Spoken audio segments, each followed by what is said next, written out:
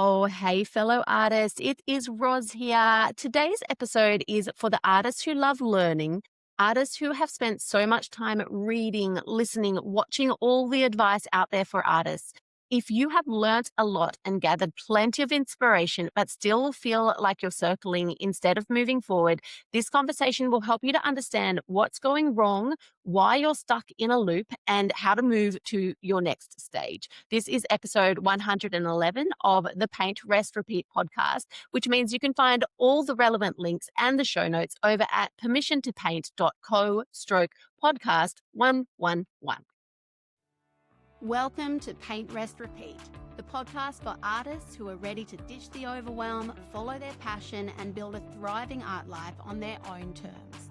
I'm Rose, an Aussie artist, mum of two, and creative business coach who knows exactly how wild, wonderful, and wobbly the artist journey can be, because I've lived it. I left behind a safe teaching career to follow my heart into art, and now my work hangs in galleries and major art fairs across Australia.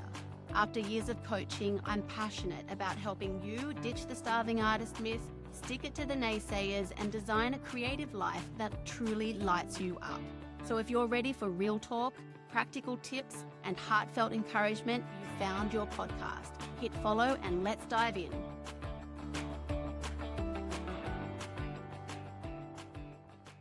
Something that I learned the hard way and something that I see time and time again in my clients' stories is the fact that there is a point in every artist's journey where more information doesn't move you forward.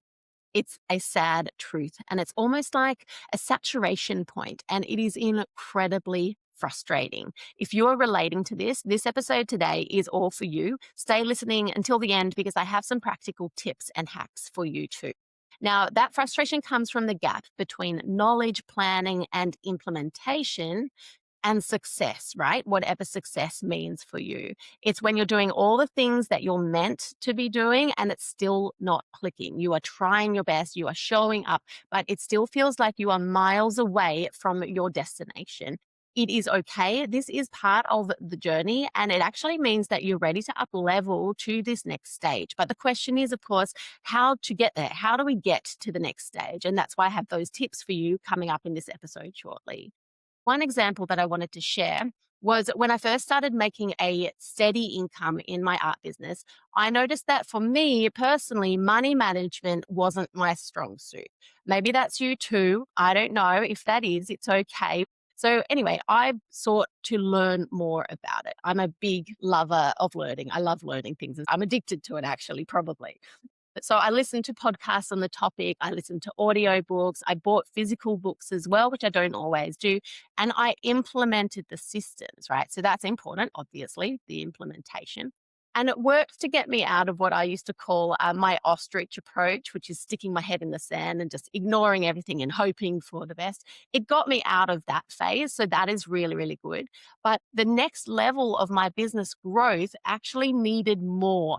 But it wasn't more information. I didn't need more information. What I needed was more professionalization and higher standards as well in my art business. I had hit that point where what had helped me to that date was not going to help me to get beyond that particular stage. I'd reached that new stage and I needed something different to help me with that next stage. So perhaps that's you feeling that as well. This also relates to art making as well, right? The practical side of making art, because we can do all the online courses and all the local classes and learn and learn and learn, but there comes a point where we just have to stop learning and stop sort of mimicking others. And I don't mean that in an impolite way. I think that is part of the learning process, mimicking others, but we need to stop that at some point and start applying that knowledge to us, to our art, to our business, and to our lifestyle as well. And we have to integrate what we have learned into our way of being an artist, and we need to up our game. Okay, so I hope that you are relating to this. It's this frustration, right? When you're on the cusp of this brand new stage. Now, why this matters, why I'm talking about this today, is because artists who stay stuck in this stage and in this phase essentially stunt their growth as artists and as creative business owners. They live with that feeling of frustration. knowing that they're capable of more and they've got so many big dreams and all of that, but that frustration that they can't quite access that. They risk burnout as well from hard work that just doesn't get them the results that they are after.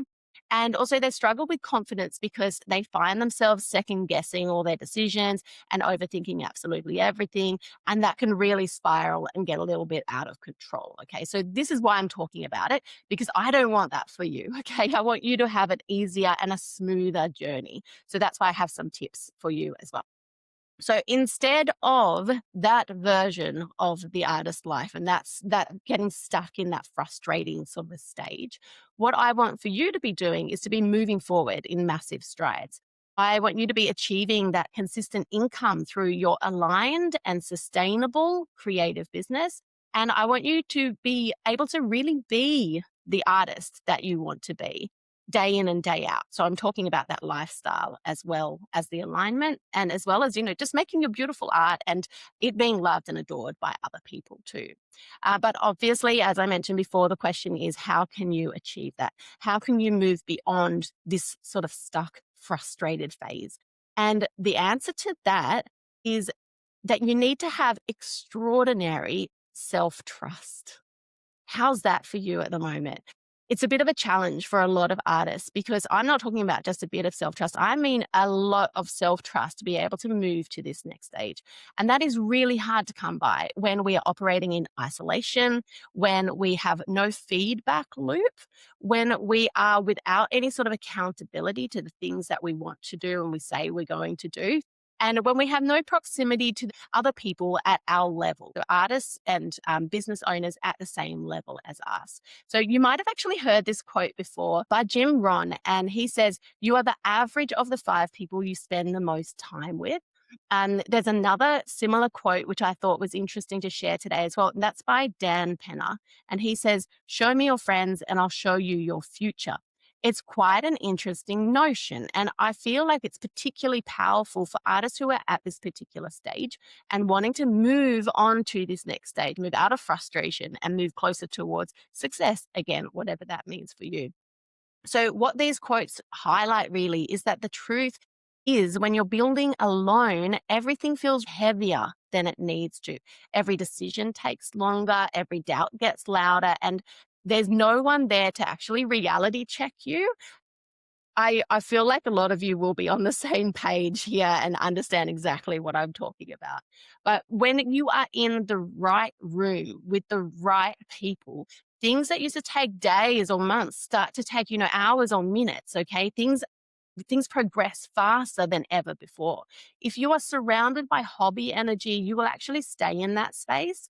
And if you are surrounded by ambitious, self led artists, your standards are going to rise to where you want to be. So just pay some attention to the people who are around you, your closest people. You will stop waking up wondering what you should be doing in your art business that day. You will stop second guessing your prices at night and getting that urge to discount. I know that's relatable. You will stop carrying everything in your head, your worries, your to-do list, your idea bank. This is what happens when you have the right people around you. But let me just give you a real example. This is a story from one of my artists inside my Thrive Mastermind. So when she first came to join Thrive, she wasn't new to art or to art business. She was already doing the things. She had a website, she was posting on socials, she had made some sales as well, but everything felt just heavier and harder than it should. She kept second guessing her pricing. We had a lot of conversations around that. She'd set it and then she'd change it. She would question it again and again. And she had zillions of creative ideas, so many of them, but they just weren't turning into anything consistent. Now, this is the key part. She wasn't actually lacking ability. She knew what she was doing, right? She was talented in terms of her art making. She had experience in the business side of things. So that wasn't the problem. If anything, she actually just had too many ideas and not enough structure to hold them. It's a really important piece of the puzzle, the structure piece. Now, what changed wasn't that she suddenly learnt something brand new. It wasn't about knowledge or information. It was that she stopped building in isolation. And she had a space where decisions were talked through in real time. a space where ideas got sort of refined and improved instead of abandoned. And she was held accountable as well to actually follow through. And that is what changed everything for her. So now she has pricing that she sticks to. She knows what she's focusing on every week. So she's spending her time wisely to build what she's wanting to build. She isn't constantly rethinking everything, and her sales feel far less random. So this isn't because she's working more. She's not working harder. She's just operating differently. It's a different mindset and a different approach. And she was able to achieve this because of the room that she was in. That is the shift that most people miss. It's not about doing more. It's not about the busyness. I know we are often led to believe that work harder and more wonderful things will come, but that is not the truth. Okay. Unfortunately, that's a little bit of a fib that we've been told over the years. It is about refining what you were doing instead in the right environment. So let's talk now about the 3 stages that artists go through. Then I'm going to share with you some of those micro actions to help you on your journey. So this is how I see it in my own journey and also those of my clients. I'll take you through it. Stage 1 is learning. Stage 2 is trying. And stage 3 is refining. But most people think that they need more time in stage 1, the learning stage, but they will actually find that they are in stage 3.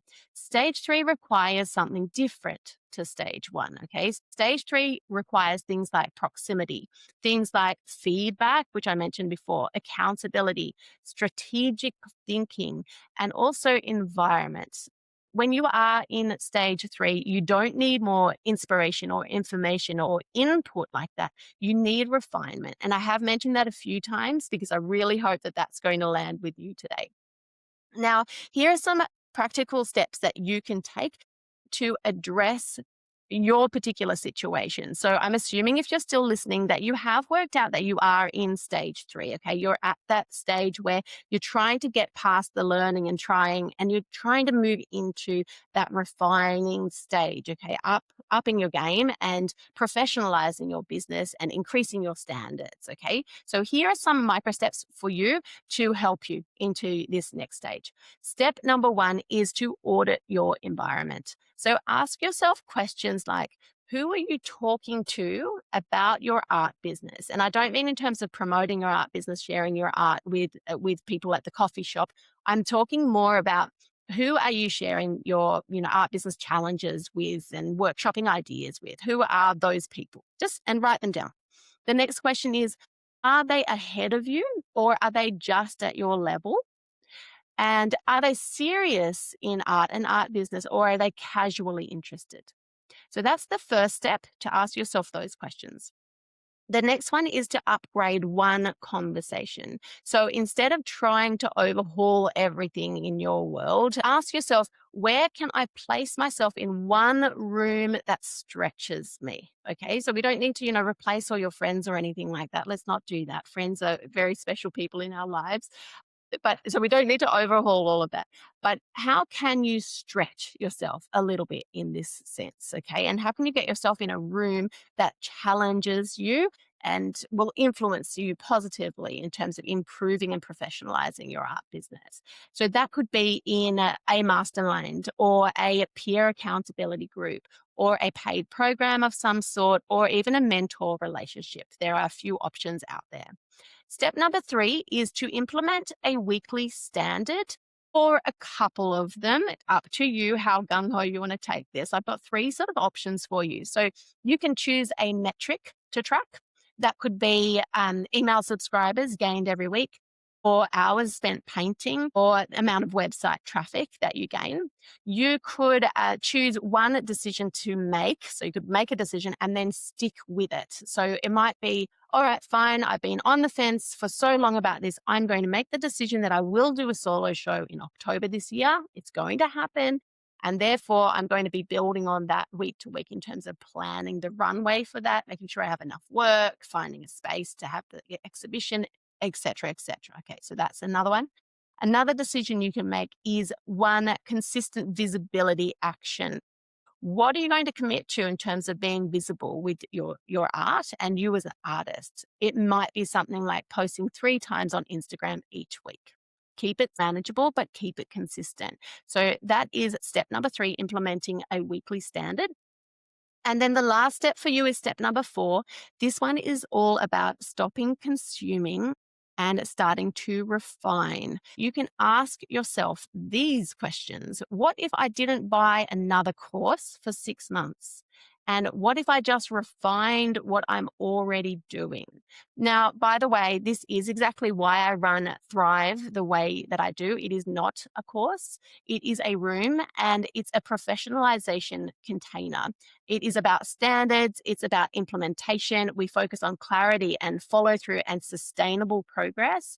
And we are not about the hustle culture at all. There is no comparison and there's no overwhelm in there, just aligned action taking that is actually strategic towards our specific goals in our art businesses. So that is what Thrive is all about.